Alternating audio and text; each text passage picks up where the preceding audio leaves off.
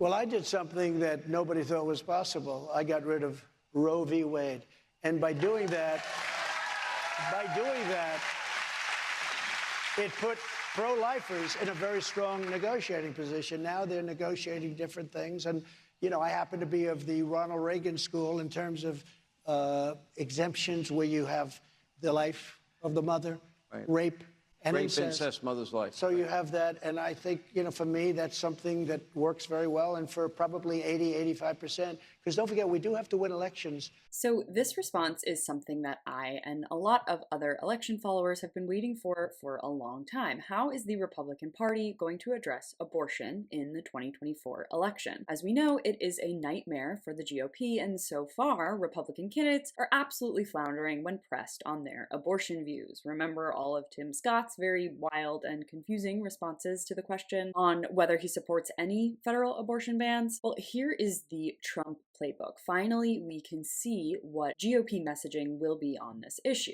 Trump will undeniably push the narrative that he is the one who single-handedly struck down Roe versus Wade. Okay, great, that's not anything new for the right. But what he does here that's totally different than other GOP candidates is he points out that he is in favor of abortion in the cases of rape, incest, life of the mother, etc. And although this, at the very least, is just common sense, it's also a shocking and bombshell confession for the party of the pro-life movement. As he says, he is pro-life, but what's more true is that Trump wants to win elections. And abortion is so popular amongst the American public that the right knows they don't have a fighting chance to win if they aren't able to respond to that clear public support of abortion rights. But of course, it wouldn't be the GOP without saying one thing, that's a fair conservative policy, but then going absolutely off the rails with lies. Take a look.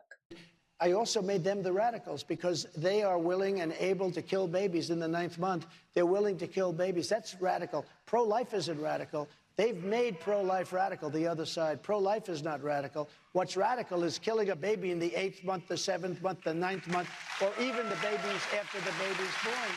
So time and time again, the right pushes this narrative that abortions are happening in the 7th, 8th, and 9th months of pregnancy, and the even more patently false claim that even when babies are born, they are being murdered. There is easily available data about these numbers, but data and statistics are no match for the rantings and ravings of the GOP. So while on the one hand, we are seeing the right's response to Roe versus Wade in terms of electoral messaging, on the other, we will continue to see these ravings that have very little basis in reality. Like this past year's midterms, abortion will be one of the most, if not the most important campaign issue for millions of Americans, and I'm sure the GOP will continue to finesse their spin. What will be interesting is how people like Mike Pence will address abortion, seeing as he is devoutly pro-life and does not support any concessions. I think it's safe to say that that stance alone completely negates his campaign that he announced just this week, and it'll be interesting to see how much support, or lack of it, he will end up garnering as we head into the Republican primary season. For more of my coverage on The Breakdown, check out my latest video on how MAGA youth are revealing the true impact of GOP strategy by clicking on the link in the description box below. Thanks so much for watching. You can follow me on all platforms at Caro Johnson 917.